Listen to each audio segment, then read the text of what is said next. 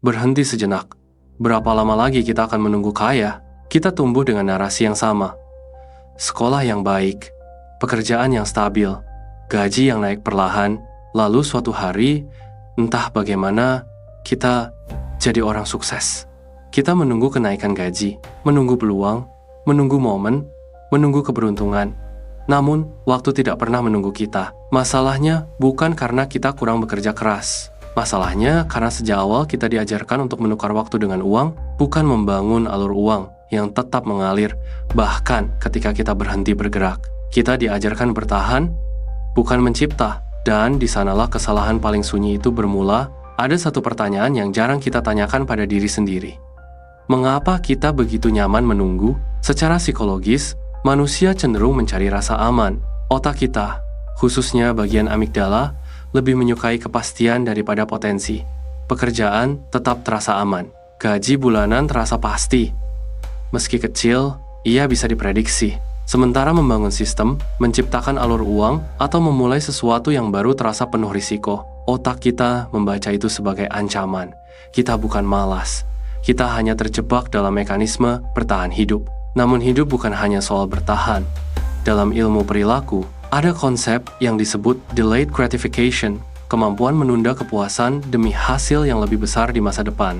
Eksperimen marshmallow yang terkenal itu menunjukkan satu hal penting, mereka yang mampu menahan diri dan berpikir jangka panjang cenderung memiliki hasil hidup yang lebih baik. Menciptakan alur uang bekerja dengan prinsip yang sama. Ia menuntut kita menunda kenyamanan instan demi membangun sesuatu yang berlipat di kemudian hari. Sayangnya, budaya kita sering mengagungkan hasil cepat, padahal yang bertahan lama hampir selalu dibangun perlahan. Sekarang mari kita jujur. Jika hari ini Anda berhenti bekerja selama 3 bulan, apakah uang tetap masuk? Jika jawabannya tidak, maka Anda belum memiliki alur. Anda masih menjadi sumber utama penghasilan Anda sendiri.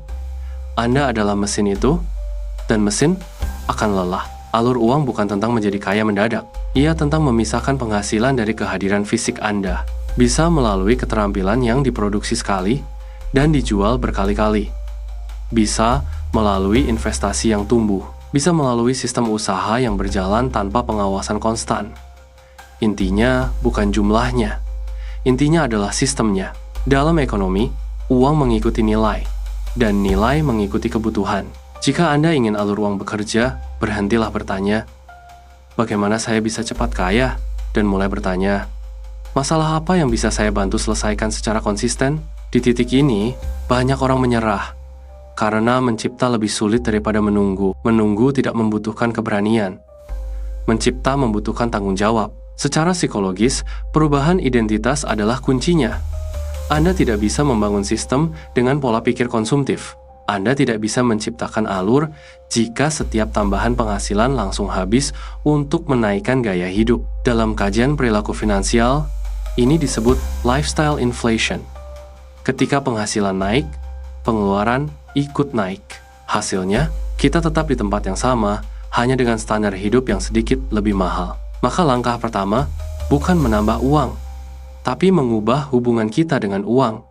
Uang bukan untuk dipamerkan. Uang adalah alat untuk membeli waktu. Dan waktu adalah ruang untuk berpikir, belajar, dan membangun. Dalam perspektif agama pun, kerja keras bukan hanya soal mencari nafkah, tetapi amanah. Dalam Islam, misalnya, harta adalah titipan.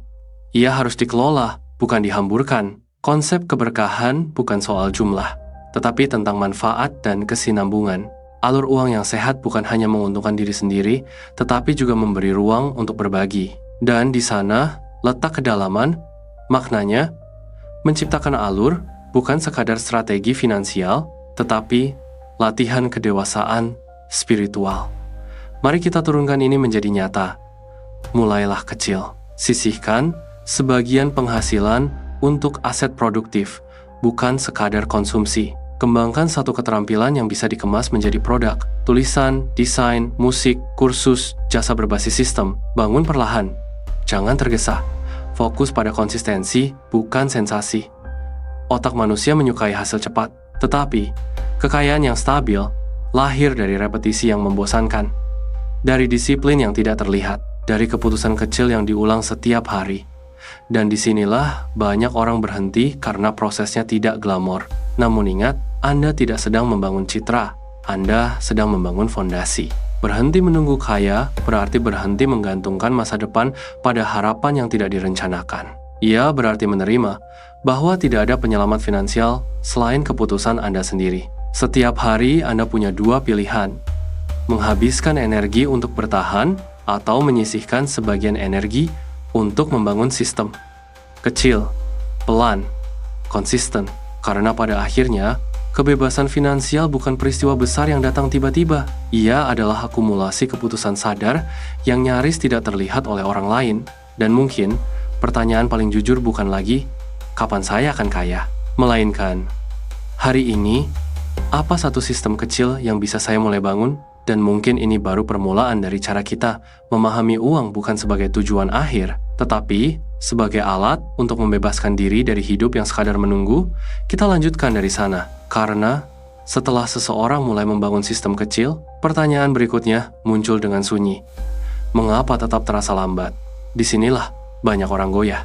Kita hidup di era yang menormalisasi kecepatan. Kita melihat potongan hasil, bukan proses. Kita melihat pencapaian, bukan kegagalan yang mendahuluinya. Otak kita membandingkan bab pertama hidup kita dengan bab ke-10 hidup orang lain. Secara psikologis, ini disebut social comparison, bias kecenderungan alami manusia untuk mengukur diri berdasarkan orang lain. Masalahnya, perbandingan yang tidak proporsional melahirkan frustasi. Frustasi melahirkan impuls, dan impuls sering menghancurkan sistem yang sedang dibangun. Maka membangun alur uang bukan hanya soal strategi finansial. Ia adalah latihan kestabilan emosi. Kita perlu membedakan antara pertumbuhan yang nyata dan pertumbuhan yang terlihat. Yang terlihat seringkali cepat, mencolok, viral, yang nyata seringkali sunyi, lambat, dan hampir tidak diperhatikan. Namun, hukum akumulasi bekerja tanpa peduli apakah kita bosan atau tidak. Dalam ekonomi, ada prinsip compounding pertumbuhan bertahap yang hasilnya berlipat seiring waktu. Prinsip ini tidak hanya berlaku pada uang, tetapi juga pada reputasi, keterampilan, jaringan, dan kepercayaan. Ketika Anda konsisten memberi nilai, sedikit demi sedikit, sistem mulai memiliki momentum sendiri. Momentum adalah titik di mana usaha tidak lagi terasa seberat awalnya. Namun untuk sampai ke sana, Anda harus melewati fase yang paling tidak menyenangkan. Fase tanpa hasil. Disinilah kedewasaan diuji. Ada ilusi lain yang perlu dibongkar, bahwa alur uang selalu berarti pasif. Tidak, istilah pasif sering disalahpahami. Bahkan sistem terbaik tetap membutuhkan perawatan, evaluasi, dan penyesuaian. Yang berubah bukan usaha menjadi nol, tetapi usaha menjadi lebih cerdas. Anda berhenti menukar waktu secara linear dan mulai menukar nilai yang terstruktur. Kerja keras tetap ada, tetapi arahnya berbeda. Jika sebelumnya Anda bekerja untuk bertahan bulan ini, kini Anda bekerja untuk memperkuat sistem 5 tahun ke depan. Perubahan orientasi waktu inilah yang membedakan penunggu dari pencipta. Sekarang, mari masuk lebih dalam. Mengapa sebagian orang sulit keluar dari siklus menunggu meski tahu caranya? Karena identitas lama terasa lebih akrab. Psikologi modern menyebutnya cognitive dissonance, ketidaknyamanan saat keyakinan baru bertabrakan dengan kebiasaan lama. Anda tahu menabung dan berinvestasi itu penting, tetapi kebiasaan konsumtif memberi kepuasan instan. Anda tahu membangun keterampilan itu perlu, tetapi hiburan lebih mudah diakses. Manusia cenderung kembali pada pola yang paling familiar, bukan yang paling rasional. Maka membangun alur uang pada dasarnya adalah membangun identitas baru, dari konsumen menjadi pencipta nilai, dari reaktif menjadi strategis, dari jangka pendek menjadi jangka panjang. Dan identitas tidak berubah dalam semalam, ia dibentuk oleh keputusan kecil yang diulang. Lagi, dan lagi. Dalam perspektif spiritual, ada satu prinsip sederhana. Apa yang kita tanam, itulah yang kita tuai. Tidak ada panen tanpa proses menanam, menyiram, dan menunggu dengan sabar. Kesabaran di sini bukan pasif, ia aktif. Ia adalah kesadaran untuk tetap berjalan meski belum melihat hasil. Ketika Anda menabung secara disiplin, Anda sedang melatih pengendalian diri. Ketika Anda belajar keterampilan baru setelah jam kerja, Anda sedang menegaskan prioritas. Ketika Anda menolak gaya hidup berlebihan demi aset produktif, Anda sedang memilih masa depan yang lebih luas. Dan setiap pilihan itu membentuk karakter. Karakter inilah yang akhirnya menciptakan keberlanjutan.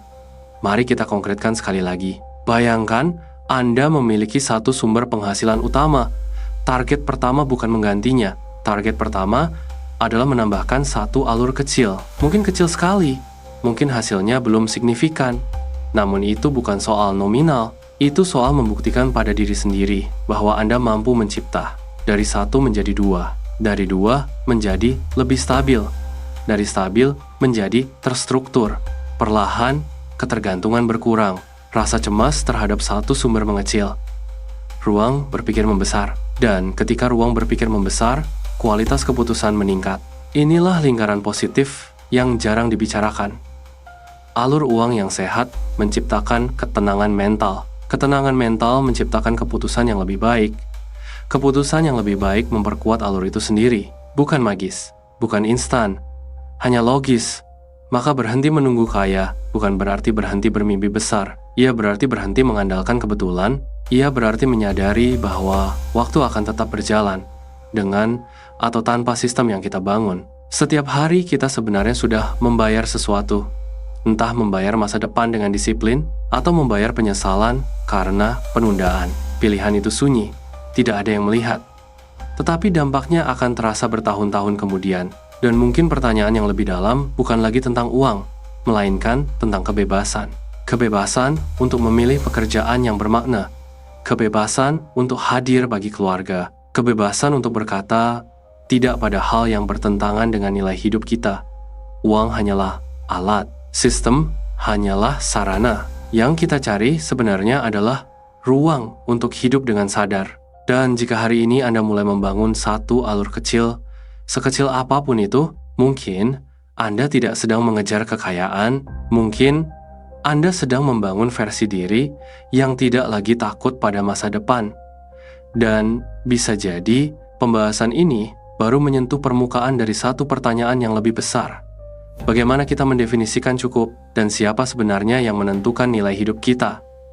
Mari kita masuk lebih dalam lagi. Karena setelah seseorang mulai membangun alur, menata sistem, dan melatih disiplin, akan muncul satu pertanyaan yang jauh lebih sunyi dan lebih berbahaya. Kalau nanti saya sudah punya cukup, apakah saya akan benar-benar merasa cukup? Disinilah permainan psikologi menjadi lebih halus. Dalam riset kebahagiaan modern, dikenal istilah hedonic adaptation, kecenderungan manusia untuk cepat terbiasa dengan peningkatan kondisi hidup. Gaji naik, kita senang. Beberapa bulan kemudian, itu terasa biasa. Aset bertambah, rasa aman muncul. Lalu standar hidup ikut naik, dan garis cukup bergeser lagi. Artinya, jika kita membangun alur uang tanpa membangun kesadaran, kita hanya akan berpindah dari menunggu miskin menjadi gelisah kaya. Masalahnya bukan pada uang, masalahnya pada definisi. Jika cukup selalu ditentukan oleh perbandingan sosial, maka ia tak akan pernah selesai. Akan selalu ada yang lebih besar, lebih cepat, lebih terlihat. Dan tanpa sadar, alur yang kita bangun berubah dari alat kebebasan menjadi alat pembuktian. Inilah titik kritisnya. Alur uang yang sehat harus dibangun di atas fondasi nilai hidup, bukan ego. Sekarang bayangkan dua orang dengan jumlah aset yang sama. Yang pertama, hidup dengan ketenangan, karena ia tahu untuk apa ia bekerja. Yang kedua, tetap cemas, karena ia bekerja untuk mempertahankan citra. Secara eksternal, mereka tampak setara. Secara internal, mereka sangat berbeda. Ilmu psikologi menyebut ini sebagai locus of control, pusat kendali dalam diri. Orang dengan locus of control internal merasa bahwa hidupnya dipandu oleh nilai dan keputusan pribadi. Sementara yang eksternal merasa hidupnya digerakkan oleh opini, tekanan, dan ekspektasi luar. Ketika Anda membangun alur uang dengan kesadaran internal, Anda tidak lagi mudah terguncang oleh fluktuasi sementara. Anda paham bahwa sistem dibangun untuk jangka panjang. Anda tidak panik oleh tren, tidak silau oleh sensasi. Anda bergerak dengan tenang, dan ketenangan adalah kekuatan yang jarang dipelajari. Namun ada satu lapisan lagi yang sering diabaikan, makna. Manusia tidak hanya membutuhkan keamanan finansial, ia membutuhkan rasa berarti. Tanpa makna, bahkan kebebasan bisa terasa kosong.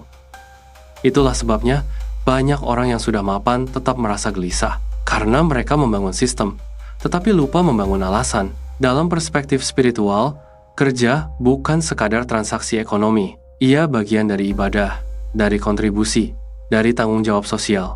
Ketika alur uang dibangun dengan niat, memberi nilai dan kebermanfaatan, ia membawa dimensi yang lebih dalam daripada sekadar akumulasi angka. Uang menjadi energi yang mengalir, bukan beban yang harus dijaga mati-matian. Dan pada titik ini, kita mulai melihat gambaran yang lebih utuh. Berhenti menunggu kaya bukan hanya tentang berhenti pasif.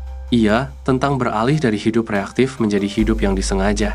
Dari hidup yang dikendalikan, kebutuhan mendesak menjadi hidup yang dipandu visi. Mari kita simpulkan perlahan. Pertama, Anda menyadari bahwa menunggu bukan strategi. Kedua, Anda mulai membangun satu sistem kecil, sekecil apapun, untuk memisahkan penghasilan dari kehadiran fisik Anda. Ketiga, Anda melatih stabilitas emosi agar tidak tergoda hasil instan. Keempat, Anda menjaga agar alur itu tetap selaras dengan nilai hidup, bukan sekadar ambisi kosong. Proses ini mungkin tidak terlihat heroik, tidak dramatis, tidak viral. Namun justru karena itulah ia kuat, karena kekuatan sejati jarang berisik. Dan mungkin, di akhir refleksi ini, pertanyaannya bukan lagi, bagaimana agar uang bekerja untuk saya? Melainkan, apakah saya sudah menjadi pribadi yang cukup matang untuk mengelola ketika uang itu benar-benar bekerja? Karena sistem tanpa karakter bisa runtuh, kekayaan tanpa kesadaran bisa menghancurkan, kebebasan tanpa arah bisa membingungkan. Maka perjalanan ini bukan sekadar perjalanan finansial, ia perjalanan kedewasaan. Dan bisa jadi, kita belum benar-benar membahas tentang uang. Kita sedang membahas tentang siapa diri kita ketika tidak lagi sibuk menunggu. Tarik napas pelan. Semua yang kita bahas bukan tentang menjadi kaya secepat mungkin. Bukan tentang mengejar angka, mengejar gaya hidup, atau membuktikan sesuatu kepada dunia. Intinya, sederhana, namun dalam.